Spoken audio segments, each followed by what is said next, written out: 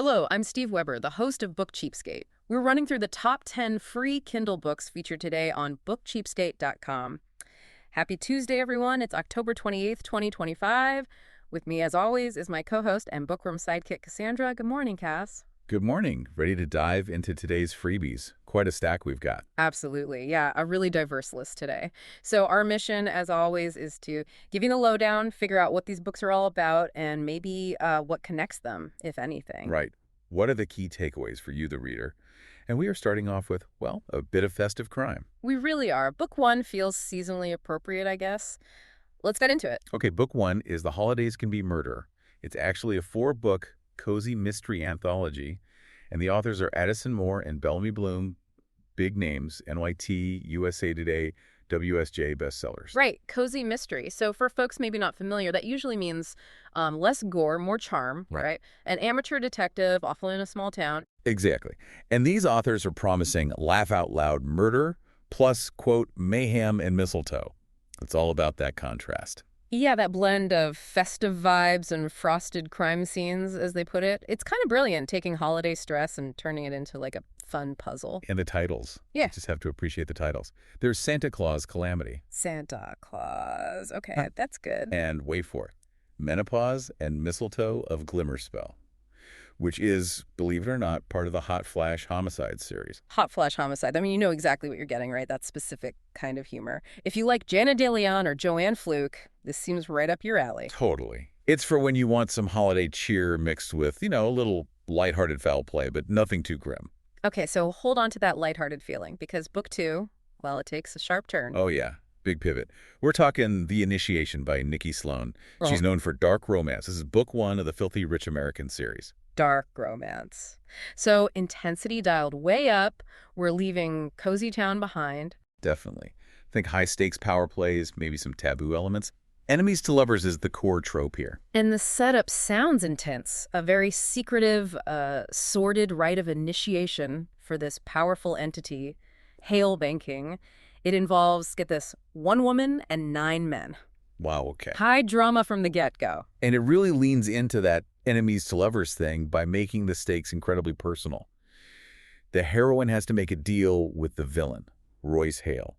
They call him the Prince of Lies, specifically to save her family. Desperation is a key ingredient. You know, it feels like that secret society setting isn't just wallpaper. It creates the trap, right? She's stuck, physically, emotionally, which probably just fuels the whole forbidden attraction and the conflict. Exactly. It's structured for readers who really like that powerful, maybe morally gray hero, and where the internal battle is just as important as the external plot. That push and pull of control and surrender. Right, a very specific flavor of intense. Right. Okay, let's shift gears again. Completely different vibe for book three. Totally different. Book three is John's Downright Ridiculous Shooting Case by A.J. Sherwood. This one is LGBTQ paranormal private investigator mystery. That's a mouthful. It is. But it manages to be both, like serious about the paranormal mystery and genuinely funny. So tell us about John. He's a psychic. Yeah, apparently the most powerful psychic reader out there. But here's the kicker. His power has this incredibly inconvenient side effect. Being unanchored, as they call it, makes him basically fry any electronics he touches. Daily. Oh, man. So his superpower is constantly being defeated by, like, his toaster. Pretty much. Which leads to his problem. He needs a partner, an anchor, and his list of requirements for this anchor. It's amazing. Okay, I need to hear this list. Right. He needs someone with the patience of a saint. Understandable, given the tech graveyard he must leave behind. Someone who can keep up with his crazy cases. Needs superhero protect instincts. Standard PI partner stuff so far. And then the last item, muscles, followed by a parenthetical. This one's more of a want, honestly. Huh. Okay, I like John. It's great, right? And the whole plot seems to kick off when he meets this guy, Donovan Havili, and has this realization, holy bejesus, his dream anchor is real. So it's mixing a real mystery with this slow burn romance, all filtered through John's hilarious inner voice. Sounds fun. Wait, book four takes us back into suspense territory, but with a twist. Yes, book four is Ruin. It's the first in the Dark Island Scots series by Jolie Vines. This one feels very atmospheric, very moody, romantic suspense. The setup is immediately intriguing. Heroine's on a ferry, sees a guy, instant attraction. But he's got blood on him, bruised knuckles, this arrogant look, and handcuffs. Talk about mixed signals. Right. Your first thought is, Danger Will Robinson, but also Mm-hmm. maybe hello, danger. Exactly. And the twist is she finds out he wasn't actually arrested, he was kidnapped. And now, oops, they're both stuck together on this remote, dark Scottish island. Captor-captor vibes kick in immediately. So that isolation, the remote setting, it becomes like a pressure cooker for the tension and the chemistry. Definitely. It blurs those lines right away. Is he a threat? Is he someone to desire? Is he both? It's perfect if you like your romance soaked in atmosphere and that constant edge of danger. Okay, now for book 5, we need to adjust our tone a bit. This one sounds heavier. Yes, definitely. Book 5 is One More Chance, a redemption novel by Reno R. Mest. It's listed as Star-Crossed Fates Book 1. Genres are time travel romance, second chance, marriage in crisis, but with a dark, contemporary feel. The author notes suggest keeping it serious, no humor here. Got it. So the premise. It's pretty intense. The main character, Levi, dies in a car crash, but then he wakes up 12 years in the past, right before everything fell apart in his marriage to Sloane. He gets this impossible gift, a second chance. Wow. Okay, heavy themes. Death, regret, betrayal. And what's really interesting, or maybe unique here, is the perspective. The whole story is told from Levi's point of view. He's described as a flawed but redeemable male POV, so it's focused entirely on his journey, confronting his mistakes, the hurt he caused. It sounds like it avoids making excuses for him. That's a compelling angle. Often these stories focus more on the person wronged. So this is about genuine accountability from his side. Seems like it. And there's another layer. It's not just about fixing the relationship. There's apparently also some kind of apocalyptic tension building in the background. The world is starting to crumble around them while he's on this deeply personal mission. So personal redemption meets potentially cosmic stakes. That's quite a combination. Introspective relationship drama with end-of-the-world vibes. Yeah, it sounds like a really unique take on both time travel and second chance romance. Definitely for readers looking for something emotionally raw and complex. All right. Let's move to book 6. Back to action. Full throttle action, I think. Book 6 is The Corrector Javen Pierce. Book 1 by Ethan Jones. Genre is international espionage, military suspense, thriller territory. The Corrector sounds like a guy who cleans up messes. That's exactly it. Javen Pierce works for CIS. He's their fixer. And there's this interesting character detail. He apparently channels the grief from his wife's death into being ruthlessly good at his job, like fixing external chaos because he couldn't prevent his personal tragedy. Oh, that adds some depth. So what's the mission? Well, an elite CIS team botches an operation, so Javen has to go in and fix it. And crucially, he's forced to take a partner, this woman, Claudia, which he hates because partners mean connections, vulnerability, things he avoids. Classic reluctant partners trope. Love it.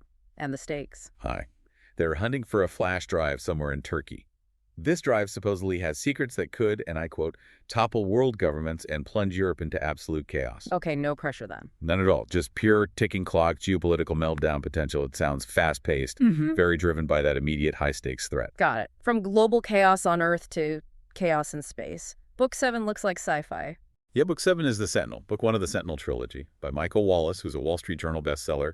This is galactic empire science fiction, leaning into military sci-fi. Okay, what's the setup? Humans waiting for aliens. Pretty much. For 10 years, humans on this isolated battle station, the Sentinel, have been waiting. They know the enemy is coming back, this merciless bird-like alien species known as Apex. They're primed for a fight for survival. But I sense a but coming. There's always a but. Instead of the Apex showing up, something completely unexpected arrives. A spaceship. But it's weird. It's the HMS Blackbeard, described as a battered Royal Navy ship, somehow light years from home. A Royal Navy ship in deep space? How? Exactly. That's the mystery. And it throws the whole station into turmoil, because now the threat isn't the known enemy outside, it's the unknown variable that just docked. One faction wants to talk to them, maybe they're allies.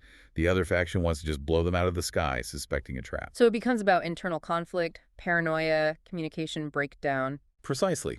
It sounds like a cool exploration of military psychology under pressure. How do you react when the thing you prepared for doesn't happen and something impossible does instead? Space opera with some crunchy strategic thinking. Interesting. Okay, Book 8 brings us back down to Earth, and it sounds cozier again. But maybe not entirely. Right. Book 8 is Rumcake Cottage, part of the Pajaro Bay novel series by Barbara Cooley.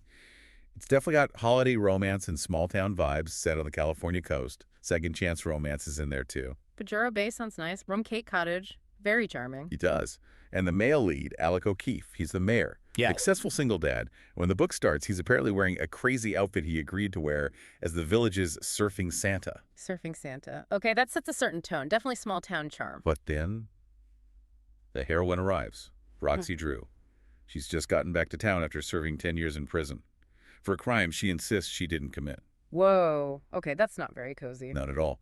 And she has a ticking clock, only 72 hours to find the real killer, or she risks losing her daughter for good. So, Surfing Santa Mayor meets wrongly convicted women needing to solve a decade-old crime in 3 days, all during the holidays. That seems to be the setup. It's this fascinating mix, right? How do you blend that warm, fuzzy, small-town holiday feeling with a high-stakes, race-against-time mystery? And how does Roxy convince the Surfing Santa Mayor to help her? Sounds like a tricky balancing act. Definitely sounds unique. Okay, book 9, let's see, Paranormal Demon Romance and Tart RH. Yep. Book 9 is Lessons in Darkness, Book 1 of the Blackwood Five by Jesse Donovan. And yes, RH stands for reverse harem. Right, reverse harem, meaning one heroine, multiple love interests. Correct. And this is specifically paranormal demon RH romance, so, niche but popular. The setting is Blackwood Academy, a demon academy. Our heroine is a witch there. A witch in a demon school. Okay, talk about enemies to lovers potential. Multiply by 5, apparently. She's got 5 demonic love interests. The description mentions a professor, someone named Zephyrus Storm, plus the deadly twin opposites, among others. So lots of dark romance tropes playing out. And what's the central conflict beyond the romantic entanglement? It hinges on a very specific high-stakes trope. Forbidden pregnancy. She becomes pregnant, which is apparently a massive taboo, crossbreeding the witch and demon worlds. This makes her and the baby targets. Hunted by fate is how it's put. Wow. So it goes from complex romance to literally life or death survival. Seems like it. High drama, dark magic, intense relationships. And the author notes it's a complete trilogy, which is always a plus for binge readers who dive into these kind of series. Good to know. Okay, last but definitely not least, Book 10 is a classic. A giant. Book 10 is Philip K. Dick, the science fiction collection. We're talking about the mind behind stories that became Blade Runner, Total Recall, Minority Report. Just a few minor films. Yeah, Philip K. Dick is legendary, a true visionary. Absolutely. And reading the description, it emphasizes how incredibly prescient he was, not just about tech, but about the anxiety surrounding reality, identity, AI, surveillance, corporate power, things we're grappling with intensely right now. He was writing about this stuff decades ago. It's uncanny, his core questions. What's real? What makes us human? They just don't get old. They get more relevant. Totally. And the recommendation is strong. If you've only seen the movies, you really owe it to yourself to read the source material. This collection sounds like a great way in, including foundational stuff like Do Androids Dream of Electric Sheep?